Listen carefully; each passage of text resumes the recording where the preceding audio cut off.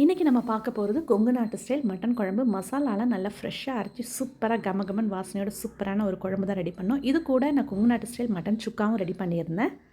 அந்த ரெசிபி வந்து நான் நெக்ஸ்ட் வீடியோவில் போடுறேன். இது கூட நம்ம ஊர் ஸ்டைல் கலக்கியும் பண்ணியிருந்தோம். ஸோ அதையும் அவங்க டேஸ்ட் பண்ணாங்க. வேறு லெவலில் இருந்துச்சு. இப்போ எப்படி பண்ணலான்றதை பார்த்துடலாமா? ஒரு குக்கர் எடுத்துக்கோங்க. கடலெண்ணெய் ஒரு 3 டேபிள் ஸ்பூன் சேர்த்துருக்கேன். இது கூட 1 டேபிள் ஸ்பூன் இஞ்சி பூண்டு பேஸ்ட்டு. இஞ்சி பூண்டு பேஸ்ட்டு நல்லா வதங்கினதுக்கப்புறம் நான் 1 கிலோ மட்டன் நல்லா வாஷ் பண்ணி சேர்த்துட்டு, இது கூட மஞ்சத்தூள், உப்பு சேர்த்துட்டு நல்லா வதக்கணும். அந்த தண்ணி நல்லா வத்தணும். தண்ணி வெளியில் வந்து அதை நல்லா வத்துற அளவுக்கு நல்லா வதக்கி எடுத்துக்கணும். வதக்கி எடுத்ததுக்கப்புறம் விசிலில் நம்ம ஒரு 4 விசில் வச்சு எடுத்துக்கலாம்.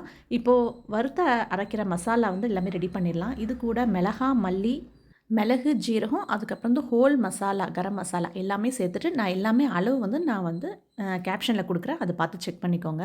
இப்போ அதுக்கப்புறம் வந்து அது நல்லா தனியாக எடுத்து வச்சிடலாம். இப்போ வந்து வெங்காயம், சின்ன வெங்காயம், தக்காளி அது தனியாக வதக்கி அதுவும் ஆறட்டும். 2த்தையுமே தனித்தனியாக நம்ம வந்து அரைச்சி எடுத்துக்கலாம். ட்ரை மசாலா வறுத்து வச்சுருக்கோம் இல்லையா? ஸோ அது நல்லா ஃபைன் பவுடராக அரைச்சி வச்சுக்கோங்க. அதுக்கப்புறம் அந்த வெங்காய தக்காளியும் அதை வந்து நல்லா ஃபைன் பேஸ்ட்டாக அரைச்சி தனித்தனியாக எடுத்து வச்சுக்கலாம். இப்போ மட்டன் வந்து ஓப்பன் பண்ணி பார்த்ததுக்கப்புறம் சூப்பராக மட்டன் வெந்துருச்சு. இப்போ நம்ம அந்த மசாலா வந்து ஆட் பண்ணிடலாம். ஆட் பண்ணி நல்லா கொதித்து வந்ததுக்கப்புறம் அதுக்கப்புறம் நம்ம ட்ரை மசாலா பவுடர் பண்ணி வச்சுருக்கோம் இல்லையா? ஸோ அதையும் கொட்டிட்டு நல்லா கொதித்ததுக்கப்புறம் கடைசியாக ஃபைனலாக கொத்தமல்லி தூவி இறக்கிட்டிங்கன்னா சூப்பரான கொங்கு நாட்டு ஸ்டைல் மட்டன் குழம்பு ரெடி ஆயிரும். செம்ம டேஸ்ட்டாக இருந்துச்சு. அவங்களும் என்ஜாய் பண்ணாங்க. சேவ் பண்ணி வச்சுக்கோங்க. ட்ரை பண்ணி பாருங்கள். தேங்க்யூ.